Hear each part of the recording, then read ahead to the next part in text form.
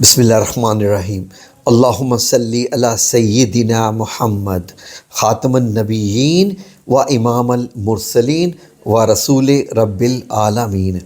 کہ رات میں بہت دیر تک خواب میں بہت دیر تک کہاں پہ تھا؟ نبی کریم صلی اللہ علیہ وآلہ وسلم کے روضہ مبارک کے اندر تھا۔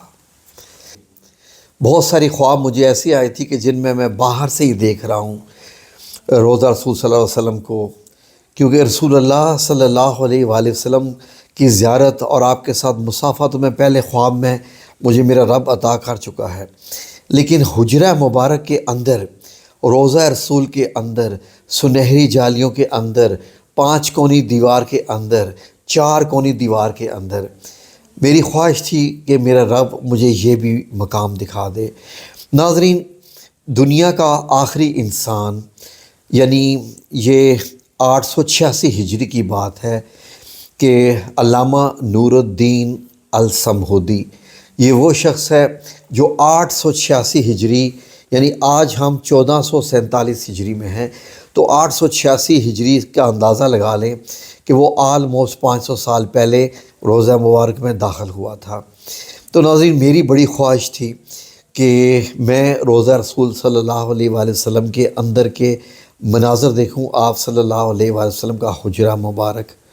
تو ناظرین، یقین کریں کہ رات کو مجھے نہیں معلوم کہ آپ لوگوں کو یہ کیسا محسوس ہوگا، بتانا چاہیے نہیں بتانا چاہیے، مجھے ان چیزوں کا کچھ معلوم نہیں۔ میں صرف یہ بتانا چاہ رہا ہوں کہ جب آپ ذہنی طور پر اور آپ شعوری طور پر بھی، لاشعوری طور پر بھی، روحانی طور پر بھی نبی کریم صلی اللہ علیہ وآلہ وسلم سے جڑ جاتے ہیں، روضہ رسول صلی اللہ علیہ وسلم کے متعلق زیادہ سے زیادہ پڑھتے ہیں، سنہری جالیوں کا بیان کرتے ہیں، جیسا کہ میری تمام ویڈیو کا محور، میرے پورے چینل پر ہر ویڈیو کا جو فوکس ہے، جو محور ہے، وہ روضہ رسول صلی اللہ علیہ وآلہ وسلم ہی ہے۔ تو ناظرین، میں خواب میں کیا دیکھتا ہوں کہ میں ریاض الجنہ میں کھڑا ہوں، اور اچانک سے جو آپ دروازہ دیکھتے ہیں نا، ریاض الجنہ میں جو دروازہ ہے جو روضہ رسول میں کھلتا ہے، لیکن اس کے آگے اب قرآن کریم کے ریکس آ چکے ہیں، تو میں دیکھتا ہوں کہ وہ دروازہ کھلا ہوا ہے اور میں اس سے اندر داخل ہو گیا ہوں۔ جب میں اس سے اندر داخل ہوا ہوں تو میں دیکھ رہا ہوں کہ میں اندر کیسے داخل ہو گیا۔ یہاں تو دروازہ ہوتا ہے اور ایک دم میں نے ایک قدم دایاں لیا ہے اور میں سیدھا اندر داخل ہو گیا ہوں، کیونکہ میں صرف دائیں طرف دیکھ رہا ہوں۔ تو میں کہتا ہوں میں تو روضہ رسول صلی اللہ علیہ وآلہ وسلم میں داخل ہو گیا ہوں۔ تو میں دیکھ رہا ہوں کہ آگے میں جب گیا ہوں تو وہاں پر کوئی دیوار نہیں ہے۔ میں سوچ رہا ہوں کہ یہاں تو سبز کپڑا ہونا چاہیے۔ پھر میں کہہ رہا ہوں یہ سبز کپڑا، یعنی کسوہ السادہ جس کو کہتے ہیں، وہ کہاں ہے؟ یہاں تو وہ ہونا چاہیے۔ تو پھر میں دیکھ رہا ہوں کہ نہیں، میں تو اس کے بھی اندر ہوں۔ پھر میں کہتا ہوں یہاں تو 5 کونی دیوار ہونی چاہیے، وہ بھی نہیں ہے۔ تو میں کہاں ہوں؟ میں تو اس کے بھی اندر ہوں۔ تو جب میں اندر دھیان دیتا ہوں اور دیکھتا ہوں تو وہاں پر مجھے مدینہ المنورہ کی وہی ریت دکھائی دیتی ہے، سیدھا جیسے ایک ہال جیسا کمرہ ہو، اور حجرہ مبارک کا جو ہے۔ تو میں کہتا ہوں میں تو روضہ رسول صلی اللہ علیہ وآلہ وسلم کے اندر داخل ہو چکا ہوں۔ اب میں پھر دیکھ رہا ہوں کہ میں نے جس کونے پہ پاؤں رکھے ہوئے ہیں، یہ کون سی جگہ بنتی ہے؟ اب میں وہاں سے نہ دائیں ہل رہا ہوں نہ بائیں ہل رہا ہوں، اور میں دیکھ رہا ہوں کہ یہاں پر تو مطلب یہ ہے کہ اب میں کون سی جگہ پر، کون سے حصے میں ہوں، کیونکہ مجھے معلوم ہے کہ قبر مبارک ساری کہاں ہیں، تینوں مبارک قبریں کہاں ہیں۔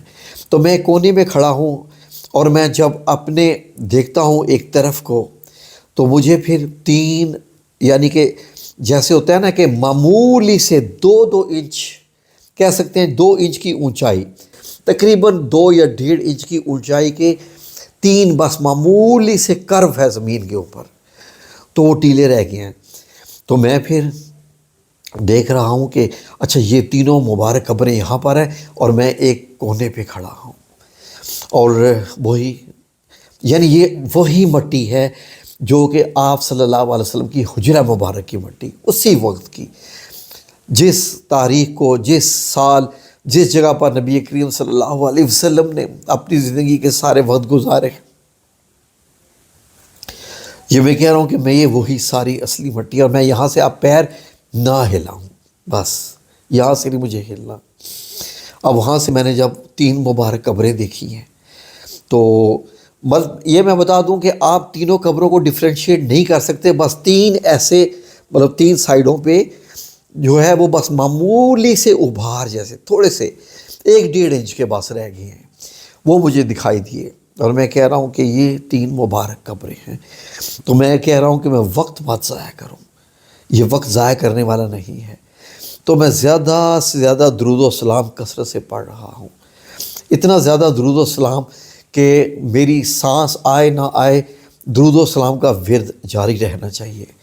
تو میں پڑھے جا رہا ہوں، پھر میں دعائیں کیے جا رہا ہوں سب کے لیے۔ میں کہہ رہا ہوں مجھے ملک کے لیے بھی دعائیں کرنی ہے، مجھے صرف اپنی ذات کے لیے دعا نہیں کرنی، اپنے ملک کے لیے، تمام لوگوں کے لیے، جو لوگ میرے ساتھ میرے چینل پہ جڑے ہوئے ہیں ان سب کے لیے مجھے دعائیں کرنی ہے۔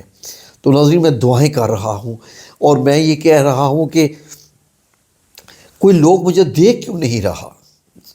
ایک حیرانگی کی بات جو میں اس ویڈیو میں سوچ رہا ہوں، مجھے کیسے اندر آنے کی اجازت مل گئی، میں کیسے یہاں تک پہنچ گیا، مجھے روکا کسی نے کیوں نہیں ہے۔ یہاں تو بہت سیکیورٹی ہوتی ہے، وہ تو سنہری جالیوں کو بھی ہاتھ نہیں لگانے دیتے، میں یہاں تک کیسے پہنچ گیا؟ تو ناظرین میں وہاں تک کیسے پہنچ گیا مجھے معلوم ہی نہیں۔ تو یقین کریں کہ میرے رب نے میری شاید یہ میری زندگی کی آخری خواہش تھی کہ رسول اللہ صلی اللہ علیہ وسلم کو بھی کئی بار زیارت اللہ نے کروا دی، حضرت ابوبکر صدیق رضی اللہ عنہ کی بھی زیارت کروا دی، اور اب میری خواہش ہے کہ حضرت عمر بن خطاب رضی اللہ عنہ سے بھی ایک زیارت ہو جائے، ان کی بھی، حضرت علی کرم اللہ وجہہ شیر خدا مولا علی سے بھی ملاقات ہو جائے، زیارت ہو جائے، حضرت عثمان بن عفان رضی اللہ عنہ سے، جس چیز کو میرا رب چاہے، جس ترتیب سے چاہے میرا رب۔ تو میں نے سوچا کہ آپ کے ساتھ شیئر کروں۔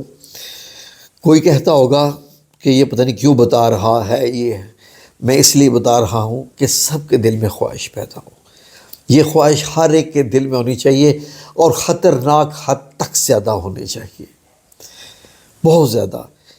مجھے بہت فائدہ ہو رہا ہے ان ویڈیوز کا، مجھے بہت فائدہ ہو رہا ہے۔ آپ لوگ جو میرے ساتھ جڑے ہوئے ہیں، میری رب سے دعا ہے کہ اللہ رب العزت آپ سب لوگوں کو بھی زیارت نصیب کرے، نبی پاک صلی اللہ علیہ وآلہ وسلم کی بھی، روضہ رسول کی بھی، اور تمام بڑی بڑی ہستیوں کی بھی، ضرور آمین یا رب العالمین۔ جڑے رہیے ان ویڈیوز کے ساتھ۔ آپ کو نہیں معلوم یہ ویڈیو آپ کو کہاں سے کہاں لے جاتی ہیں، یہ ایک سفر ہے روحانی۔ جب اس میں چل پڑتے ہیں آپ، تو آپ کے ہر وقت دماغ میں، دل میں، آنکھوں میں یہی مناظر چلتے رہتے ہیں، اور ایک وقت ہوتا ہے کہ اللہ رب العزت آپ کو صحیح بھی وہاں پر لے جاتا ہے، انشاءاللہ آپ کو بھی اللہ لے کے جائے گا، آمین یا رب العالمین۔